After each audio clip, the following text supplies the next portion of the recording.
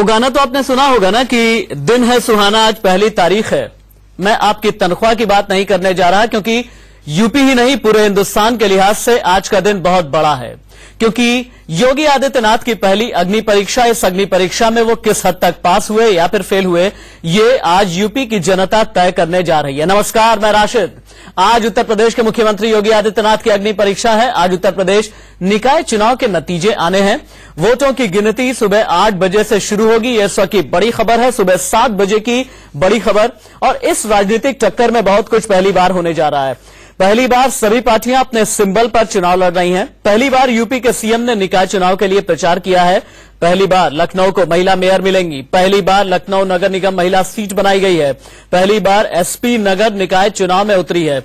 आपको एक बार आपके चैनल की टीवी स्क्रीन समझना बेहद जरूरी है, क्योंकि आप ये समझेंगे कि नगर पालिका और नगर निगम, यहां पर समझना यह बेहद जरूरी है कि नगर निगम में मेयर होते हैं, नगर पालिका में नगर पालिका परिषद अध्यक्ष होते हैं, और नगर निगम और नगर पालिका दोनों के, यानी मेयर से लेकर के चेयरमैन तक, चेयरमैन से लेकर के पार्षद तक, और पार्षद से लेकर के नगर पंचायत के नतीजे क्या होंगे ये हम आपको बताएंगे। यह भी समझाना बहुत जरूरी है कि 16 नगर निगम, 198 नगर पालिका परिषद और 438 नगर पंचायतों के आज रिजल्ट आने वाले हैं। सुबह 8 बजे से मतदान शुरू हो जाएगा और मेरे साथ बड़ा चैप पैनल लगातार मौजूद रहेगा। यूपी के इन चुनाव में एसपी, बीएसपी, कांग्रेस, आम आदमी पार्टी और बीजेपी ने भरपूर जोर लगाया है, पूरी ताकत लगाई है। यूपी निकाय चुनाव की बड़ी बातें क्या हैं, ये आप टीवी स्क्रीन पर इस वक्त देख पा रहे हैं। 79,113 कुल उम्मीदवार हैं। सुबह 8 बजे से मतगणना शुरू होगी और नीचे आप देख सकते हैं बीजेपी, एसपी, बीएसपी, कांग्रेस और अदर्स, इनकी परफॉर्मेंस क्या रहने जा रही है ये भी हम आपको बताएंगे। मुख्यमंत्री बनने के बाद योगी आदित्यनाथ के लिए पहला बड़ा चुनाव है और इसीलिए इंडिया न्यूज ने इसे योगी की अग्नि परीक्षा का नाम दिया है। जीत या हार तय करेगी कि योगी के काम का उत्तर प्रदेश के ऊपर कितना असर हुआ है। 2012 के नगर निकाय के नतीजों को बनाए रखना भी एक बहुत बड़ी चुनौती है योगी आदित्यनाथ के लिए, और 2012 में कुल 12 नगर निगम में बीजेपी ने जीत दर्ज की थी। ये सबसे बड़ी बात है। हालांकि इस बार नगर निगम की संख्या बढ़ गई है और नगर निगम की बढ़ी हुई संख्या में हर किसी की नजर, पूरे उत्तर प्रदेश की नजर अयोध्या पर लगी हुई है, पूरे उत्तर प्रदेश की नजर मथुरा वृंदावन पर लगी हुई है, क्योंकि यहां पर नई नगर निगम की सीट बनी हुई है। योगी की पहली अग्नि परीक्षा में अब आप 3 तस्वीरें देखें। इन 3 तस्वीरों के जरिए आप आज की खबर की तासीर समझिए। मतगणना की पूरी तैयारी क्या है ये हम आपको पहली तस्वीर के जरिए समझा रहे हैं। किसकी किस्मत का पिटारा खुलेगा इसकी भी तैयारी हुई है और सुरक्षा के कड़े इंतजाम किए गए हैं। 3 तस्वीरों के जरिए आप यूपी निकाय चुनाव की आज की तमाम बड़ी खबरें, बड़ी तस्वीरें आप देख पा रहे हैं। यूपी में निकाय चुनाव के वोटों की गिनती आज हो रही है और सुबह 8 बजे से वोटों की गिनती शुरू हो जाएगी। राज्य भर के 16 नगर निगम, 198 नगर पालिका और 438 नगर पंचायतों के लिए वोटों की गिनती शुरू होगी। 3 तस्वीरों के जरिए हम आपको दिखा रहे हैं कि मतगणना की कैसी तैयारी है। वोटों की गिनती के लिए राज्य में कुल 11,200 मेजों का इंतजाम किया गया है। ईवीएम और बैलेट बॉक्सों को कड़ी सुरक्षा के बीच रखा गया है। काउंटिंग सेंटर पर किसी भी तरह की गड़बड़ी को रोकने के लिए कड़े सुरक्षा इंतजाम किए गए हैं। ये 3 तस्वीरें हम आपको दिखा रहे हैं। अखिलेश के लिए भी वापसी का मौका कहा जा रहा है। इस चुनाव के लिहाज से समाजवादी पार्टी पहली बार चूंकि नगर निकाय चुनाव में उतरी है, राज्य में खोया जनाधार वापस पाने का यह मौका है। विधानसभा चुनाव में करारी हार के बाद जनता के सामने पहली बार पहुंचे हैं योगी आदित्यनाथ। अपने पैनलिस्ट से एक बार मैं रूबरू करा देना चाहूंगा। टीवी स्क्रीन पर अनुज गुप्ता आपको नजर आ रहा है, वरिष्ठ पत्रकार एनके सिंह भी हमारे साथ में मौजूद हैं, और साथ ही साथ इस चुनावी चकल्लस में हमारे साथ समाजवादी पार्टी के नेता भी जुड़ेंगे, हमारे साथ बीजेपी और कांग्रेस के नेता भी जुड़ेंगे। इन चुनाव को सीएम योगी के लिए अग्नि परीक्षा के तौर पर देखा जा रहा है। निकाय चुनाव परिणामों का असर यूपी के साथ साथ गुजरात चुनाव पर भी पड़ने की संभावना है। उधर विधानसभा चुनाव में करारी हार के बाद समाजवादी पार्टी के लिए भी यह चुनाव अहम है। अगर अखिलेश यादव की अगुवाई में पार्टी निकाय चुनाव में बेहतर प्रदर्शन करने में सफल रही तो कार्यकर्ताओं में नया जोश जगेगा। समाजवादी पार्टी पहली बार निकाय चुनाव में उतरी है। बीएसपी प्रमुख मायावती के लिए भी ये चुनाव करो या मरो वाला है। लोकसभा चुनाव के बाद विधानसभा चुनाव में भी खराब प्रदर्शन के बाद बीएसपी कार्यकर्ताओं का मनोबल पूरी तरह से टूटा हुआ है। ये चुनाव उनमें नई जान फूंक सकता है। देश भर में बुरे दौर से गुजर रही कांग्रेस के लिए भी ये चुनाव काफी अहम है और इन 4 तस्वीरों के जरिए अलग अलग पार्टियों के लिए राजनीतिक मिजाज क्या है ये हम आपको समझाने की कोशिश कर रहे हैं। योगी आदित्यनाथ, अखिलेश यादव के लिए, मायावती के लिए और राज बब्बर के लिए यानी कांग्रेस के लिए ये चुनाव बेहद अहम कहे जा रहे हैं और साख और नाक का सवाल भी है। निकाय चुनाव के नतीजे अहम क्यों हैं, ये हम आपको नीचे की पट्टी के जरिए भी समझा रहे हैं और कहते हैं कि हर एक चुनाव हिंदुस्तान के अंदर जो होता है इसके परिणाम का एक रिपल इफेक्ट होता है। यूपी निकाय चुनाव का एक रिपल इफेक्ट, मैं फिर से दोहराऊंगा, एक रिपल इफेक्ट यानी अप्रत्यक्ष तरीके से असर गुजरात के चुनाव पर भी देखे जाने की एनालिसिस की जा रही है। बहरहाल एनके सिंह और अनुज गुप्ता हमारे साथ में जुड़े हुए हैं और डॉक्टर अनुराग सिंह भदौरिया जो कि प्रवक्ता है समाजवादी पार्टी के, वो भी हमारे साथ स्टूडियो में जुड़ चुके हैं। एनके सिंह सर, लेकिन पहला सवाल मैं आपसे करूंगा, योगी आदित्यनाथ के लिए कितना अहम ये चुनाव है, क्योंकि पहली उनकी अग्नि परीक्षा है। कहा यह जा रहा है कि 6-7 महीने के उनके कार्यकाल का, उनके शासन के लिए ये चुनाव एक रेफरेंडम है। और देखिए, जैसे जैसे स्टेट स्ट्रक्चर जो होता है, जैसे नरेंद्र मोदी के लिए अगर आप 6 महीना कहते हैं देश के असेसमेंट के लिए तो वो कम होता है, लेकिन स्टेट गवर्नमेंट के लिए चूंकि डायरेक्ट राब्ता होता है उसका समाज से, तो उसके लिए 6 महीना अच्छा होता है और एक पब्लिक परसेप्शन बनता है। तो आज ये हम लोग जो स्टूडियो डिस्कशन कर रहे हैं और एक काफी नगर पालिका, आपकी बार आप देखिए ये सिविक बॉडीज चुनाव में पहली बार देख रहे हैं मीडिया काफी इंटेंसिटी से इसको कवर कर रही है। इसका सिर्फ वजह यह है कि एक नई गवर्नमेंट आई है, एक ऐसी गवर्नमेंट जिसमें गेरुआधारी चीफ मिनिस्टर हुआ है, कैसा उसका परफॉर्मेंस रहा ये जज करने के लिए सफिशिएंट टाइम मिला है। तो और उसके बाद ये जो आर्टिकल 73-74 में संविधान में संशोधन करके और हमने सिविक बॉडीज इलेक्शन को मैंडेटरी किया कि 5 साल पे होना है, और डायरेक्ट इलेक्शन मेयर का, जैसा भी आपने बताया था कि मेयर, टाउन एरिया सिविक, बाकी म्यूनिसिपैलिटीज के चेयरमैन, ये तमाम जो बॉडीज होती हैं, कॉर्पोरेटर, ये डायरेक्ट इलेक्शन पहली बार उसी अमेंडमेंट के थ्रू आया था। उसका पर्पज ये था कि लोकल गवर्नमेंट को हम लोग मजबूत करें, और ये डायरेक्टिव प्रिंसिपल से ही लिया गया था जो कि हमारे कॉन्स्टिट्यूशन में था। तो एक बड़ी अच्छी प्रैक्टिस थी। डायरेक्ट इलेक्शन से मेयर का आने का मतलब ये हुआ कि वो एमपी से भी ज्यादा ताकतवर होता है। पब्लिक मैंडेट अगर आप देखें तो एक मेयर को जितना वोट मिलता है वो किसी एमपी से ज्यादा होता है। तो जाहिर बात है, लेकिन इसकी जो सबसे बड़ी दिक्कत है वो ये है कि इसमें financial powers in civic bodies को नहीं दिए गए हैं। नतीजा, राज्य सरकारें वो ताकत अपने पास रखती हैं जबकि देना चाहिए। कॉन्स्टिट्यूशन का जो मतलब था इसको अमेंडमेंट करके डायरेक्ट इलेक्शन में लाने का, उसका पर्पज यही था कि आप फाइनेंशियल सैंक्शंस उसको पावर दे दीजिए ताकि वो टैक्स वसूले और अपने यहाँ वो करे। और शायद इसी वजह से ये जो निकाय चुनाव होते हैं इसमें ये कहा जाता है कि छोटी सरकार बनने जा रही है। बड़ी सरकार जो है वो राज्य में बनती है, केंद्र में बनती है, और निकाय चुनाव जो होते हैं वो छोटी सरकार वाले चुनाव होते हैं। अनुज जी हंस रहे हैं, अनुज जी के पास आऊंगा, लेकिन अरविंद चतुर्वेदी मेरे सहयोगी भी लखनऊ से जुड़ चुके हैं, अरविंद चतुर्वेदी के पास भी जाऊंगा। लेकिन सबसे पहले सुबह सुबह बिल्कुल जैसे हमेशा ही इलेक्शन रिजल्ट से पहले हम खबरनवीस परंपरा का निर्वहन करते हैं, इसलिए एक राजनेता हमारे साथ में जुड़े हुए हैं। इस परंपरा का निर्वहन मैं भी कर लेता हूं, और वो निर्वहन एक सवाल के साथ। सवाल ये डॉक्टर अनुराग सिंह भदौरिया कि 16 नगर निगम में आप कितना दावा कर रहे हैं कि आपकी पार्टी कितनी सीटें जीतेगी? देखिए, पहली बार मुझे भी बहुत अच्छा लगा कि इस इलेक्शन को लेके, जैसे अभी सिंह साहब कहे थे, मीडिया बहुत इंटरेस्ट ले रही है, लोगों ने बहुत इंटरेस्ट लिया है। अगर इस तरह के इलेक्शंस में अगर सभी लोग इतना इंटरेस्ट लेने लगेंगे तो जाहिर सी बात है इलेक्शन बहुत मजबूत होंगे और यहीं से लोकतंत्र भी मजबूत सभी का इंटरेस्ट समाजवादी पार्टी में भी है। नहीं, समाजवादी कितने मेयर जीत करके लाएंगे, अपना दावा तो कीजिए डॉक्टर भदौरिया। बता रहा हूँ, समाजवादी पार्टी इस बार, आपको आश्चर्य होगा कि समाजवादी पार्टी उत्तर प्रदेश में बीजेपी के पहले मेयर अगर 16 होते थे तो 14-15 बीजेपी यहाँ भी रहती थी। इस बार आप देखेंगे कि बीजेपी की संख्या घट के मुझे लगता है ऐसे कि 6 पे या 7 पे रह जाएगी। आपने बीजेपी की संख्या तो घटा दी, अपनी संख्या आपने बताई नहीं। उसके बाद तो समाजवादी बस्ती है, उसके बाद तो समाजवादी बस्ती है। अच्छा, उसके बाद समाजवादी पार्टी, यानी 10 से 11 जो है मेयर आपके होंगे। बिल्कुल आराम, ठीक है, 10 से 11। 198 नगर पालिका परिषद है, इसमें कितने प्रतिशत? इस पे कम से कम नहीं तो 75% समाजवादी को 75%। आपको मैं आपकी ये बाइट, आपका ये बयान रिकॉर्ड कर लेता हूं और एक बार फिर से मैं शाम में आपसे मिलूंगा, पर्दे के पीछे भी और पर्दे के आगे भी, फिर आपसे मैं सवाल करूंगा। पॉलिटिशियंस के बारे में मुझे लगता है कि वो एक अंग्रेजी में जुमला है, नेवर से डाई, मतलब कि 1 घंटे बाद रिजल्ट आने जा रहा है, लेकिन अभी भी अनुराग भदौरिया जी उसी तेवर में है। ये बड़ी ताज्जुब की चीज है। एक काम कर लेते हैं, अनुज जी आपके पास आऊंगा मैं, एक काम कर लेते हैं, अरविंद चतुर्वेदी का रुख कर लेते हैं, और गाजियाबाद से लाइव रिपोर्ट कर रहे हैं मेरे सहयोगी जतिन गोस्वामी, उनके पास भी चलेंगे।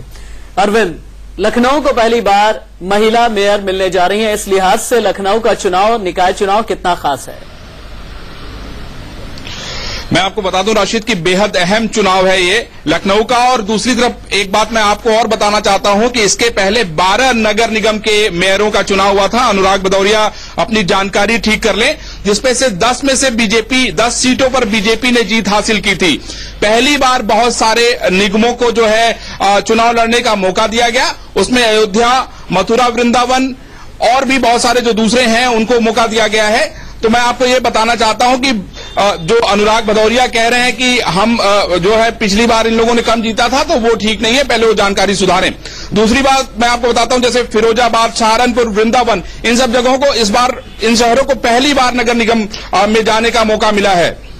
और राशिद मैं आपको बता दूं कि 79,113 प्रत्याशी जो है 75 जिलों में भाग्य आजमा रहे हैं अपना इस चुनावों के लिए।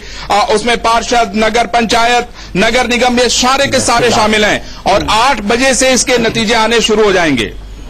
ठीक है, 8 बजे से नतीजे आने शुरू होंगे। और अरविंद चतुर्वेदी मेरे सहयोगी लगातार लाइव रिपोर्ट कर रहे हैं। एक बार गाजियाबाद का भी रुख कर लेते हैं।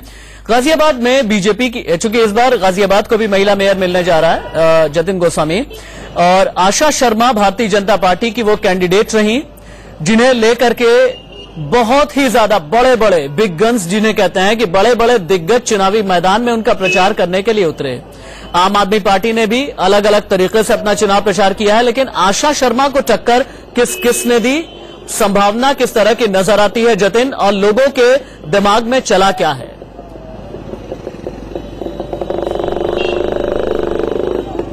देखिए राशिद, अगर गाजियाबाद की बात करें तो बिल्कुल महिला आरक्षित सीट है और आशा शर्मा के लिए चुनौती तो है ही, साथ ही योगी आदित्यनाथ के लिए भी चुनौती कहा जा रहा है, क्योंकि गाजियाबाद जो है बीजेपी का गढ़ रहा है। हमेशा यहाँ बीजेपी का ही मेयर काबिज रहे हैं। और यहाँ पर खुद योगी आदित्यनाथ भी पहुंचे थे और उन्होंने ये कहा था कि आप बीजेपी को चुनिए, क्योंकि केंद्र में बीजेपी है और यूपी में विधानसभा में बीजेपी है। जब फंड आएगा तो वो काम करेंगे, अगर दूसरे को चुनेंगे तो काम नहीं हो पाएगा। जाहिर है वो भी चुनौती को समझ रहे थे, कई दिग्गज यहाँ पर आए। लेकिन अगर क्राइटेरिया की बात करें, किस तरह का सिनेरियो है उसकी अगर बात करें, तो लोगों ने तमाम मुद्दों को जहन में रखा। विकास का मुद्दा बहुत ज्यादा अहम था, क्योंकि सड़कें और जो गड्ढे हैं उनको लेकर जो वादे हुए थे उसको लेकर कई जगहों पर निराशा देखने को मिली थी। पीने के पानी को लेकर बहुत ज्यादा समस्या गाजियाबाद के लोगों को फेस करनी पड़ती है, उसको लेकर मतदान हुआ। लेकिन जीएसटी और नोटबंदी जैसे मुद्दों को भी गाजियाबाद ने ध्यान में रखा, क्योंकि दिल्ली के पास का इलाका है गाजियाबाद और यहाँ पर ये मुद्दे भी अहम हो जाते थे। हालांकि दूसरे नंबर पर जो टक्कर की अगर बात करें तो कांग्रेस और बीएसपी को माना जा रहा है कि दूसरे नंबर पर वो हो सकते हैं। लेकिन निश्चित तौर पर अभी देखना होगा 8 बजे जब मतगणना शुरू होगी तो उसके बाद क्या कुछ निकलकर सामने आता है, इस पर सबकी निगाहें टिकी हैं। सुबह कई प्रत्याशी हमने देखा जो घर में हवन कर रहे थे, पूजा अर्चना कर रहे थे, उसके बाद मतगणना स्थल पर पहुंच रहे हैं। जी हाँ, यज्ञ हवन इसलिए किया जा रहा है क्योंकि ये बहुत बड़ी प्रयोगशाला है और इस प्रयोगशाला से जो भी नतीजे निकलेंगे इनका असर बहुत आगे तक होने वाला है। और सबसे बड़ी बात यह है कि उत्तर प्रदेश के सियासी गलियारे में जो कुछ भी होता है इसका असर दिल्ली होते हुए मुख्तलिफ राज्यों में पड़ता है। और अगर मैं ये सवाल कर रहा हूं, ये रेफरेंस रख रहा हूं, तो अनुज गुप्ता के पास में जाना बेहद जरूरी है, क्योंकि अनुज जी जब सुबह सुबह आए तो उन्होंने कहा मुझसे बड़े प्यार से कि गुजरात में क्या होगा। मैंने कहा देखिए पहले यूपी में क्या होता है।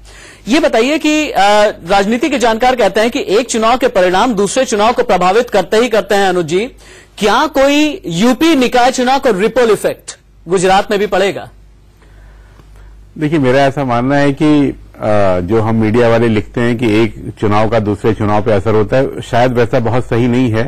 2003 के विधानसभा चुनाव नवंबर दिसंबर में जब हुए और भाजपा को मध्य प्रदेश, राजस्थान, छत्तीसगढ़ में अपार सफलता मिली और उसी चक्कर में लोकसभा का चुनाव उन्होंने करा लिया जल्दी 6 महीने पहले। नतीजा क्या था? केवल उन राज्यों को छोड़कर बाकी सभी जगह भाजपा पिट गई। तो किसी राज्य का दूसरे राज्य पर कितना असर होगा, और मुझे तो लगता है कई बार एक राज्य के अंदर एक जिले का दूसरे जिले पर कितना असर होता है वो भी समझना कठिन काम होता है। लेकिन फिर भी राजनीतिक पार्टियां ये कोशिश करती हैं कि कोई एक नतीजा अपने पक्ष में आया तो 4 दिन बाद यदि कहीं चुनाव होना है, जैसे गुजरात में 9 तारीख को सोनिया गांधी जी के जन्मदिन के दिन वहां मतदान होना है, तो बीजेपी कोशिश करेगी भी यहां जीत पाती है तो उसका रिपल इफेक्ट वहां करा पाए। कितना होगा मुझे थोड़ा कह पाने में थोड़ा सोचिए। एक ऐसा चुनाव जिसमें बीजेपी, उसके नेता, यूपी के मंत्री, मुख्यमंत्री, हर कोई सक्रिय रहा और सक्रियता इस हद तक बढ़ी कि छोटे छोटे शहरों में भी, वो शहर जहां पर नगर पालिका परिषद है वहां पर भी मुख्यमंत्री को जाना पड़ा, क्योंकि मुख्यमंत्री को भी यह पता है कि ये उनके लिए साख का सवाल है, ये उनके लिए लिटमस टेस्ट है, ये उनके लिए अग्नि परीक्षा है। इस अग्नि परीक्षा का परिणाम चूंकि अब लगभग 45 मिनट के बाद से नतीजे आने शुरू हो जाएंगे। लगातार इंडिया न्यूज इस खबर पर बना हुआ है, बड़ी कवरेज, बड़ी अपडेट हम लगातार आप तक पहुंचाएंगे और हम समझने की कोशिश भी करेंगे कि इन चुनावों में चला क्या है, क्योंकि यूपी में हमेशा हर चुनाव में कहा जाता है, पूछा जाता है कि चुनाव में चला क्या, निकाय चुनाव में क्या चला। एक छोटे से 16 नगर निगम, 198 नगर पालिका परिषद और 438 नगर पंचायत। यूपी का सबसे बड़ा लड़ैया कौन होगा? निकाय चुनाव के रिजल्ट्स अब से ठीक लगभग 40 मिनट के बाद आने शुरू हो जाएंगे। वोटों की गिनती शुरू हो जाएगी और उसके लगभग आधे घंटे के बाद रिजल्ट्स भी, नतीजे और रुझान भी आने शुरू हो जाएंगे, जो कि लगातार इंडिया न्यूज बताता रहेगा। रूप चौधरी जो कि प्रवक्ता हैं बीजेपी यूपी के, वो भी हमारे साथ में जुड़ चुके हैं और हमारा पूरा पैनल हमारे साथ मौजूद है। रूप चौधरी जी, जल्दी से मुझे बता दीजिए 16 नगर निगमों में से कितने मेयर आपके होंगे? सारे जी। भदौरिया जी कह रहे थे 6 हमारे हैं। तो भदौरिया साहब को कहने दीजिए कि उनको स्वतंत्रता है बोलने की, परेशानी क्या है? थोड़ी देर में सबको पता चल जाएगा। इसलिए क्योंकि आपने कारपेट बॉम्बिंग कर दी, इसलिए क्योंकि आपने मुख्यमंत्री भी उतार दिया, इसलिए क्योंकि आपने मंत्री भी उतार दिए, इसलिए क्योंकि आपने सांसद भी उतार दिए। देखिए, अगर आप उत्तर प्रदेश के निकाय चुनाव की देखें तो हमने उत्तर प्रदेश के स्थानीय लोगों ने ही वहां चुनाव प्रचार किया और हमारे मुख्यमंत्री जी स्टार प्रचारक थे, बाकी सारे नेता अपने अपने क्षेत्रों में सब लगे रहे और सारे में हम लोग घूमे, तो कोई शक नहीं है, जनता हमारे साथ है, सबको मालूम है उत्तर प्रदेश की जनता। आपको लगा कि इतनी बड़ी लड़ाई है कि जितने भी बिग गन्स हैं सभी को उतार दिया जाए मैदान में, वरना हार गए तो फिर नाक कट जाएगी। ये क्यों नहीं करें? जब नेता है तो अपने क्षेत्र में काम करेंगे, सब लोग अपनी अपनी जगह काम करेंगे। 2 दशक के बाद आप सिंबल पर भी तो उतरे हैं, ये भी तो बहुत बड़ी। नहीं, हम हमेशा सिंबल पे चुनाव लड़ते हैं, आप संशोधन कर लीजिए। ठीक है, भारतीय जनता पार्टी निकाय चुनाव हमेशा सिंबल पर लड़ती रही है। चलिए, जो नए नगर निगम बने हैं उनको लेकर के भी आपसे बातचीत होगी, अयोध्या, मथुरा, वृंदावन को लेकर के भी बातचीत होगी। गोरखपुर से क्या रिपोर्ट आ रही है, गोरखपुर को लेकर के भी हम आपको बताएंगे। एक लाइव अपडेट, कहीं मत जाइएगा।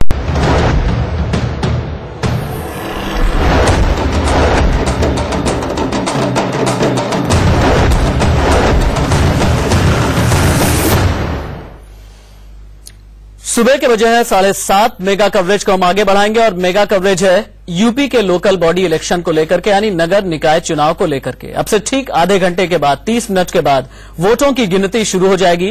पहले नतीजे और पहला रुझान आपके चैनल पर सबसे तेज लगातार आप देख सकते हैं। हम अपने पैनल के साथ इस चर्चा को आगे बढ़ाएंगे, लाइव रिपोर्ट भी आपको दिखाएंगे, लेकिन उससे पहले सीधे लखनऊ लिए चलते हैं। आपको लखनऊ से मीरा वर्धन से बातचीत की है मेरे सहयोगी ने। मीरा वर्धन दरअसल समाजवादी पार्टी की मेयर कैंडिडेट है। लखनऊ को पहली बार महिला मेयर मिलने जा रहा है और सबसे बड़ी बात यह है, मीरा वर्धन के बारे में बता दूं कि प्रख्यात समाजवादी आचार्य नरेंद्र देव की पौत्र वधू हैं मीरा तलवार वर्धन। उनसे बातचीत की है इंडिया न्यूज ने, सुनिए आप। तो बहुत है, पूरे प्रचार उम्मीद से ही चलाया है हमने। काफी मेहनत आपने की है जी। क्या लग रहा है? देखिए, किस तरह सुबह की शुरुआत जिम्मेदारी कहाँ? बस अब तैयार हो गए हैं, आपके सामने हम जा रहे हैं वहाँ पर और हमारे हस्बैंड ऑलरेडी वहाँ पे पहुंच चुके हैं। वो तो सुबह ही चले गए थे, 6 ही बजे। इलेक्शन एजेंट हैं यशोवर्धन जी, और अब बस में पहुंच रही हूँ। 8 बजे काउंटिंग शुरू है, तो पूरा दिन रहेगा, बाकी तो सब जनता के सामने आता ही जाएगा। तो क्या कुछ पूरा उम्मीद है जीतने की? देखिए, प्रयास मैंने उम्मीदों से भर के किया है, तो जब प्रयास उम्मीदों के साथ किया जाता है तो निष्कर्ष भी उम्मीदों के साथ ही होता है।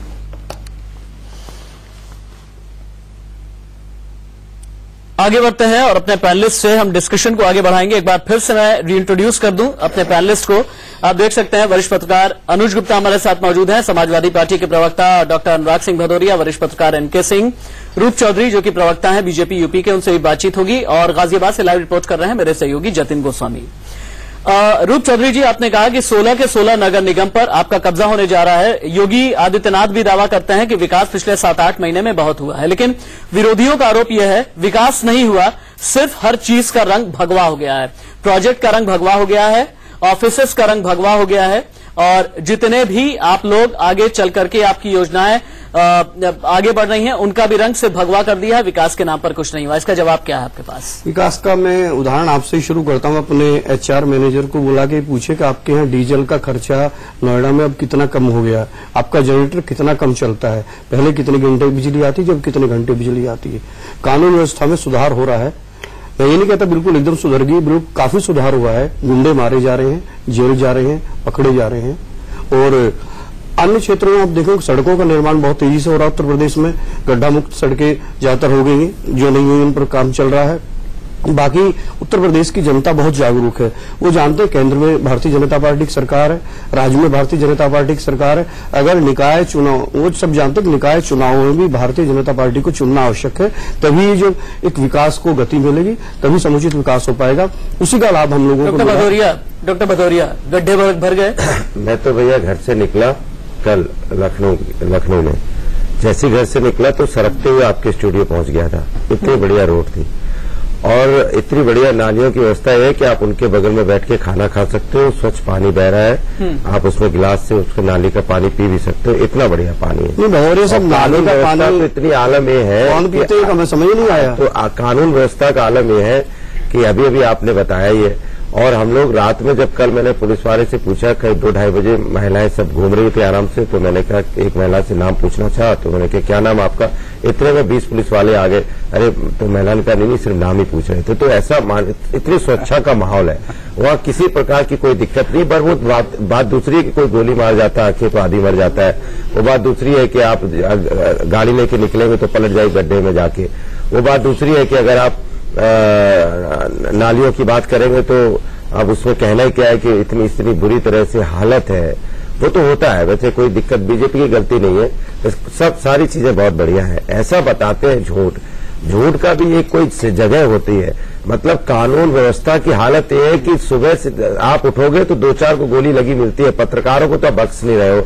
और मुख्यमंत्री जी का झूठ का आलम यह है कि उनसे पूछा जाता है कि भैया गाजियाबाद में मर्डर हुआ, तो कह रहे ऐसा कहीं कुछ नहीं हुआ है। रूप चौधरी ने जब क्राइम की बात की है तो यही मैं कहने जा रहा था कि मैं अभी हेडलाइन में ही पढ़ रहा हूँ, कानपुर रूप चौधरी जी ने भी सुन लिया कानपुर में पत्रकार, कानपुर, नोएडा, गाजियाबाद, बिजनौर रेप हो रहे हैं, आप कहते हैं काउंटर कर देंगे। एनसीआरबी का डेटा आता है, आप कहते हैं कि भैया क्राइम ग्राफ जो है वो नीचे गया है। मैं आपको आंकड़े से यही रामराज है। सुनिए भदौरिया साहब, सुनना भी। एनसीआरबी के जो डाटा है वो इस साल के तो है नहीं, वो तो पिछले साल के। मैं वही कह रहा हूँ, इसी साल के। अरे सुनिए भदौरिया साहब, कल थोड़ा पढ़ना भी सीखिए। कल डाटा आए हैं पूरे देश के फर्जी डाटा यार। कानपुर आज बोलने लगी है डाटा, कल का बताते हो। आज कानपुर में मर्डर हुआ है यार, आज कानपुर में मर्डर हुआ कि नहीं हुआ? रुकिए पहले कानपुर में मर्डर हुआ कि नहीं हुआ?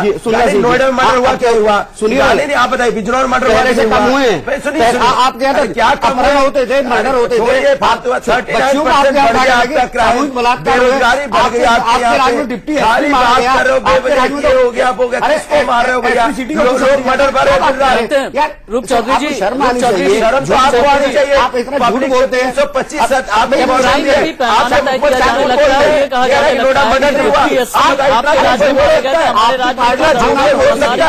आप तो ये पैमाना नहीं होना चाहिए। रूप चौधरी जी, कैसे आप लोगों को बुला रहे हैं? आज की सरकार बताइए आप। अरे भाई साहब सुनिए, जिनको मर्यादा नहीं है बातचीत करने की, ऐसे लोगों के साथ हम बैठना मत बैठो, मत बैठो। सरकार में नहीं मत बैठो, ये आपकी आदत है। ये आप सब सुनना नहीं चाहते।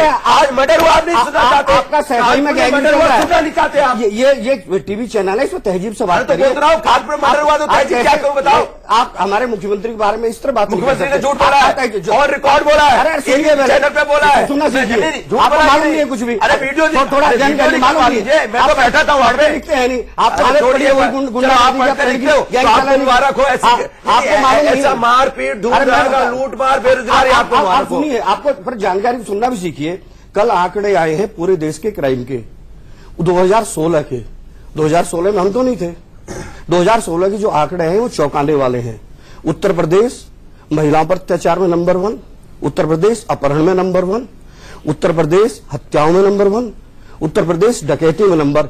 ये उनको मेडल मिले थे, ये मैं नहीं कह रहा। 17 का मैं बता दूं आपको, ये राष्ट्र अरे भैया 6 महीने हुए हमें 6 महीने हुए, 9 महीने हो गए भाई। नहीं आप इस तरह ये आपका सवाल है। आप जो लाके कोई बोल देगा, आप जो चाहे हो रहा है आपका कैसे मान चलिए सामने, फिर कह रहे हो डाटा पढ़ा मैंने। देखिए घटना है भाई, बेरोजगारी बढ़ गई। आप कह रहे हो कि यार बेरोजगारी आप कहते 7% हो जाए, आपकी पार्टी होगी या स्टेट गवर्नमेंट आज नतीजे पब्लिक बता देगी अनुराग सिंह उसको क्या लग रहा है। सैफई परिवार बेरोजगार हो गया है। बताओ ना, हम काम कर रहे हैं, सुन तो लीजिए ना। अरे आपका पूरा कुंबा बेरोजगार हो गया, आपको मालूम सर नहीं। सुनिए, वो सुबह आप भैया कुंभाग्रस्त हो गए हैं, आपको मालूम नहीं है। चौधरी जी अनुराग सिंह भदौरिया जी, आप दोनों का ही मैं वॉल्यूम कम कर दूंगा, आप दोनों का वॉल्यूम कम कर दूंगा। एक मिनट रुक जाइए ना। सुबह सुबह देखिए, खुशनुमा सुबह से शुरुआत कीजिए, नतीजे आने वाले हैं। लड़ाई झगड़ा अगर आप लोग करेंगे, कहते हैं लड़ाई झगड़े से बरकत नहीं होती है। सुबह सुबह ऐसा मत कीजिए ना, अपनी बात रखिए, आप दोनों को ही पूरा मौका मिलेगा। डॉक्टर भदौरिया आप भी और रूप चौधरी जी आप भी। बीच में मैं नॉक करके एनके सिंह सर को लेकर के आता हूं। एनके सर, मुझे ये बताइएगा कि अमूमन ये कहा जाता है कि जो शहरी वोटर होता है उसका रुझान ज्यादातर जो होता है वो भारतीय जनता पार्टी की तरफ रहता है। क्या इस बार भी कुछ ऐसा ही रहने वाला है? और क्या शहरी वोटर पूरी तरीके से बीजेपी के साथ में जाता हुआ नजर आया है इस चुनाव में? नहीं, देखिए, पिछला इलेक्शन अगर आपने एनालाइज किया ही होगा विधानसभा का, तो एक बेसिक फैक्टर है कि पोलराइजेशन जिस तरह का हुआ है उसमें जाहिर है कि जो कास्ट फैक्टर्स थे वो डिमिनिश हुए हैं और एक हिंदू वर्सेस मुसलमान ये रहा है। और उसकी वजह यह है, जो नैरेटिव हमारे थे वो सारे के सारे डिस्कोर्स जो थे, इश्यूज जो थे, वो कॉमनल एंगल पे थे, तो इसलिए अब वो ब्लर हो गया है। लेकिन ये अभी बहुत पहले से माना जाता है कि अर्बन जो वोटर है वो बीजेपी के साथ रहता है और रूरल वोटर खास करके किसानों में जो है वो कास्ट में बटा हुआ है, लिहाजा वो रीजनल पार्टीज की तरफ जाता है। बहुत नोन बात है। लिहाजा बीजेपी का एक जो वर्चस्व है वो अर्बन एरिया में रहा, लेकिन डीमोनेटाइजेशन के बाद एक झटका लगा, क्योंकि अर्बन जो मिडिल क्लास था उसको दिक्कतें हुई, लेकिन बाद में उसने उसको बहुत बुरा नहीं माना, क्योंकि उसको लगा कि करप्शन के खिलाफ अटैक हो रहा है, ये बड़ी अच्छी चीज है। लेकिन यहां पे जो सिविक बॉडीज के इलेक्शन हैं उसमें डायरेक्ट इलेक्शन है, और डायरेक्ट इलेक्शन में ये देखा जाएगा कि आपने 6 महीने में क्या परफॉर्मेंस रहा। ये बात बिल्कुल सही है कि लॉ एंड ऑर्डर शुरू के 2-3 महीने काफी खराब रहा, लेकिन उसके बाद ये कंट्रोल, क्योंकि काफी एनकाउंटर्स हुए हैं, कंट्रोल हुआ, लेकिन लॉ एंड ऑर्डर अभी भी उतना अच्छा नहीं। आप देख रहे हैं जिस तरह कानपुर में पत्रकारों को मारा गया है, ये बहुत अच्छी चीज नहीं, इसका मैसेज बहुत नेगेटिव जाता है। लेकिन पावर सेक्टर में एक बहुत अच्छी बात हुई है कि जो पावर हम लोग 6.5 रुपए खरीदते थे नेशनल पूल से, आज वो हम 3.5 रुपए खरीदते। पावर सेक्टर में कुछ काम हुआ है और रोड पे भी। लेकिन इलेक्शन गुजरते ही वापस से बिजली महंगी भी हो गई, अजीब, इमीडिएटली आपने देखा, बल्कि इलेक्शन चल ही रहा था, उस फेज में इलेक्शन आखिरी वाला चल ही रहा था, उस समय अनाउंस किया। बड़ी पॉलिटिकल टाइमिंग से चलते हैं आप लोग जी।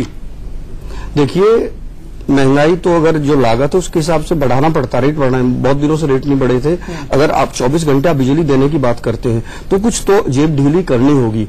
बिजली में लगातार सुधार, पॉलिटिकल टाइमिंग की बात आप नहीं, मैं उसकी बात, इलेक्शन खत्म होने का इंतजार कर रहे थे आप जब, देखिए वो तो नहीं, ऐसा नहीं कह सकते आप, वो तो करना ही था, सुधार करने हैं तो काम करने हैं तो कुछ पैसा तो चाहिए ना। पैसा कहीं ये तो है नहीं कि पेड़ के पत्तों से झड़ता है, पैसा व्यवस्था तो यही बनानी पड़ेगी ना जी। आप इसको लगातार देखिए कि लगातार बिजली के देहात में भी जो किसान परेशान रहते थे सिंचाई के लिए, उसके लिए भरपूर बिजली मिल रही है और अच्छा काम वहां हो रहा है। तो जब सुधार होंगे तो पैसा तो कहीं ना कहीं थोड़ा सा ज्यादा देना पड़ेगा। एक काम करें, हम एक बार लखनऊ का रुख कर लेते हैं। लखनऊ से कुछ तस्वीरें आ रही हैं जहां पर मेयर प्रत्याशी है भारतीय जनता पार्टी की संयुक्ता भाटिया, और वो आज चुनावी नतीजों से पहले भगवान की दर पर पहुंची हुई हैं और इस दहलीज पर पहुंच करके उन्होंने हाथ जोड़ा हुआ है, दुआएं कर रही हैं कि उनकी जीत हो चुकी। उनके खिलाफ खड़ी हुई हैं समाजवादी पार्टी की मीरा तलवार वर्धन, जो कि आचार्य नरेंद्र देव की पौत्र वधू हैं, जिनकी बातचीत हमने अभी थोड़ी देर पहले आपको दिखाई थी। आप ये देखिए कि शिवलिंग पर जल चढ़ाते हुए संयुक्ता भाटिया, जो कि भारतीय जनता पार्टी की मेयर पद की प्रत्याशी हैं, और आज सुबह सुबह ही मंदिर पहुंची। 7:41 हो रहे हैं। 19 मिनट के बाद चुनावी नतीजे, वोटों की गिनती शुरू हो जाएगी और बहुत जल्द ही फिर चुनावी नतीजे और रुझान आने शुरू हो जाएंगे। और आम आदमी पार्टी के प्रत्याशी को भी हम एक बार दिखा देते हैं। ये गाजियाबाद की आम आदमी पार्टी के प्रत्याशी हैं प्रगति त्यागी, जिन्हें इस वक्त आप देख पा रहे हैं, चूंकि गाजियाबाद से आम आदमी पार्टी की प्रत्याशी हैं और गाजियाबाद से भारतीय जनता पार्टी की प्रत्याशी आशा शर्मा वो बेहद मजबूत कैंडिडेट मानी जा रही है। लेकिन आम आदमी पार्टी के लिए भी ये चुनाव साख का सवाल है, क्योंकि आम आदमी पार्टी पहली बार यूपी के निकाय चुनाव में अपनी किस्मत आजमा रही है। और प्रगति त्यागी को इस वक्त आप देख पा रहे हैं, गाजियाबाद की ये तस्वीरें सामने आई हैं। 16 नगर निगम, 198 नगर पालिका परिषद, 438 नगर पंचायत, योगी की पहली अग्नि परीक्षा में क्या होगा परिणाम, लगातार आपका चैनल दिखा रहा है। ये मेगा कवरेज, ये बड़ी कवरेज जारी है, कहीं मत जाइएगा।